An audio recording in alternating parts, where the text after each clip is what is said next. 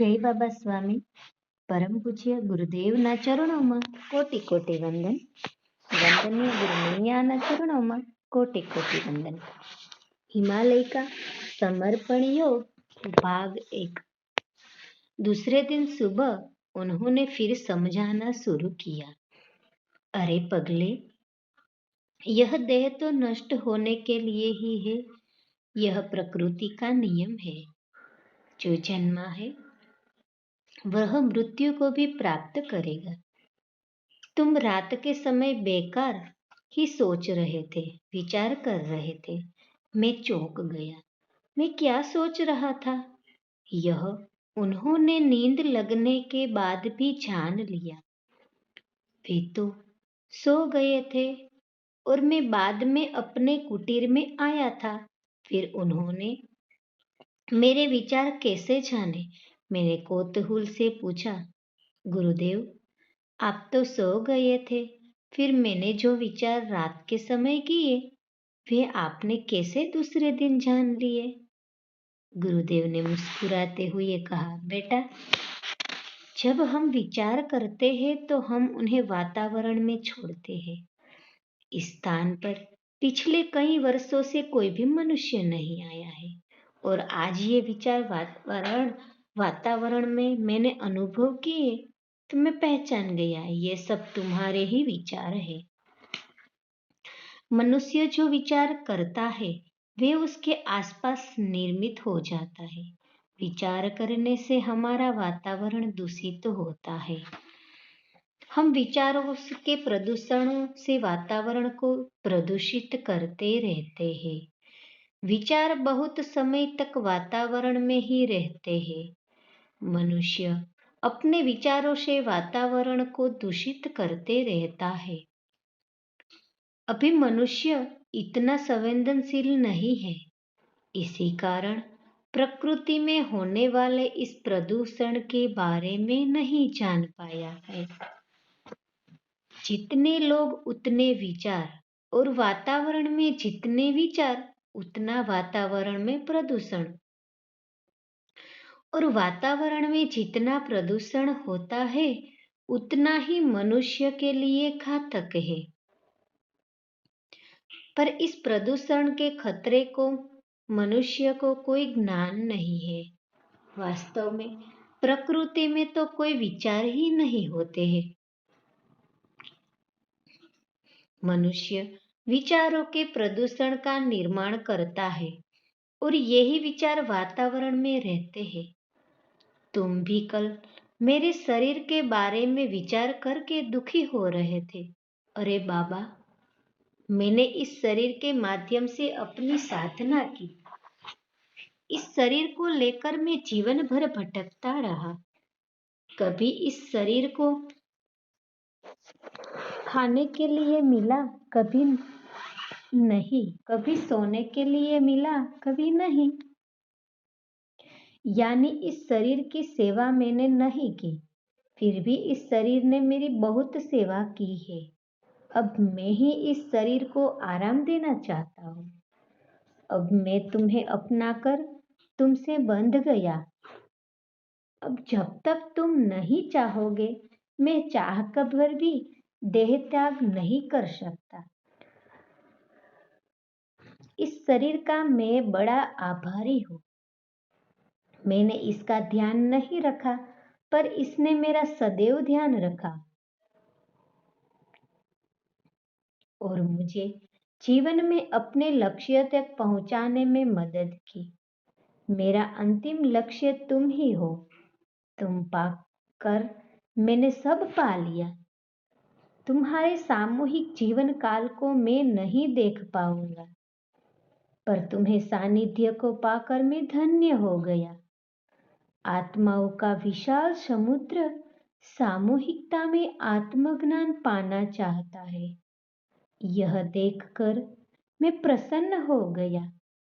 तुम्हारे कारण तुम्हारी सामूहिकता शक्ति को जान पाया और इस सामूहिकता से भरे माध्यम का साथ मुझे मेरे जीवन के अंतिम दिनों में मिला. मैं तो धन्य हो गया. अरे बाबा, आत्माओं का समूह परमात्मा होता है। तुम आत्माओं के समूह हो। मेरे लिए तुम ही परमात्मा हो और तुम्हारे सानिध्य में देह त्याग करने का अवसर पाकर मैं तो धन्य हो गया। मेरा जीवन सफल हो गया। गुरुदेव क्या बोलते थे वह मुझे कुछ समझ में नहीं आता, क्योंकि वे बड़े उच्च स्तर पर बोलते थे, पर मैं उस उच्च स्तर पर नहीं था। इसीलिए उनकी बातों में समझ नहीं पाता था और कभी कभी लगता था मेरे ऊपर प्रेम के कारण बोल रहे हैं, क्योंकि आदमी जिससे प्रेम करता है उसका सारा विश्व सिर्फ उसी के आसपास सिमट कर रह जाता है। ऐसा ही कुछ मेरे गुरुदेव मेरे आसपास देख रहे होंगे, ऐसा मुझे लगता था। मैं रोज सुबह उन्हें नहलाता था। उन्होंने आजकल स्नान कराने की मुझे सम्मति दे दी थी। मैं उनके सानिध्य में खुश था, प्रसन्न था। उनके भोजन के लिए जंगल में फल तोड़कर लाता था, पत्तों की सब्जियां बनाता था, उन्हें उबाल कर खिलाता था। पर दिन प्रतिदिन गुरुदेव का शरीर कमजोर होता जा रहा था। उन्होंने ध्यान साधना करके अपने शरीर पर जो नियंत्रण रखा था वह अब हटा दिया था। इसीलिए बड़ी उम्र का प्रभाव उन पर तेजी से होने लग गया था। वे सुबह के थोड़े फल बेगर खाते थे, बस उतना ही उनका आहार था। कहाँ पर क्या है, कहाँ पर कब जाना चाहिए, उन सब की जानकारी मुझे देते रहते थे। एक एक दिन बीत रहा था, वे कमजोर होते जा रहे थे। अब उनकी जीने की इच्छा ही नहीं रह गई थी। मैं उनका जितना भी ध्यान रखूं और कितनी भी सेवा करूं, मैं जीना ही नहीं चाहते थे। तो अब क्यों हो सकता है? वे कहते थे अब शरीर भी थक गया है, वह भी मेरा साथ अब दे ही नहीं सकता, उसे भी आराम की आवश्यकता है। मैंने अपने शरीर का जीवन में ध्यान नहीं रखा, फिर भी उसने मेरा बराबर ध्यान रखा। एक दिन आंख बंद किए ही बोल रहे थे, अरे मैं गुरु लोक पहुंच गया हूं। यहाँ पर सब गुरुओं की शक्तियां विद्यमान है। जितने गुरु इस धरती पर अवतरित हुए और उन्होंने जो साधना की, उस साधना से निर्मित शक्तियों का गुरुलोक में रह गई है। गुरुओं का शरीर तो चल गया, पर उनकी शक्तियां बाकी रह गई है। वे सब मेल लगाकर बैठी है और मैं भी उस मेले में शामिल हो गया हूँ। वे सब गुरुलोक से देख रही है कि मनुष्य उनके लिए किए गए कार्यों को कर रहा है और मनुष्य समाज के सुख और शांति के लिए प्रार्थना कर रहा है। कौन मनुष्य समाज का कल्याण करना चाहता है? कौन मनुष्य ध्यान कर रहा है? जो मनुष्य ध्यान कर रहा है वह ध्यान में अपने अस्तित्व को विलीन कर रहा है। जो मनुष्य अपने शरीर को विलीन कर रहा है, उन मनुष्य को माध्यम बनाकर वे शक्तियां कार्य कर रही है। जब तक मनुष्य में अहंकार है, मैं का भाव है, तब तक वह आध्यात्मिक स्थितियों का कोई कार्य कर ही नहीं सकता। वह अहंकार के साथ ऐसे ही कार्य कर सकता है जिन्हें वह दिखा सके, किंतु उसे आध्यात्मिक कार्य या ऐसे कार्य कभी नहीं हो सकेंगे जिनका अनुभूति प्राप्त हो, क्योंकि आध्यात्मिक कार्य किए नहीं जाते हैं, वे हो जाते हैं। मैं गुरु लोक पहुंच गया हूँ और अब मुझे मेरा शरीर साफ साफ दिखाई दे रहा है।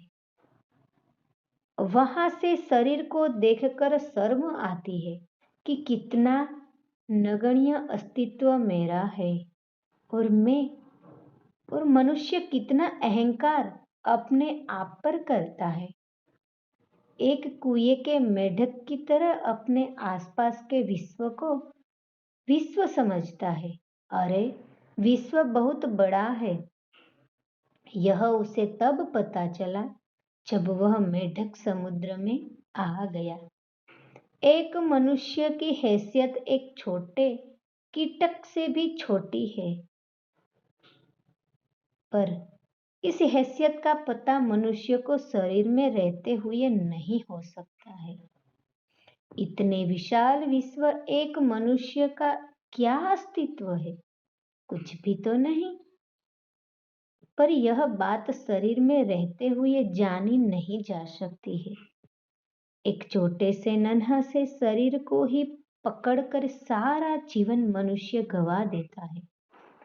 गुरुलोक से बड़े गौर से गुरु शक्तियां देखती रहती है। कौन ध्यान कर रहा है और किसका कितना ध्यान लगा रहा है।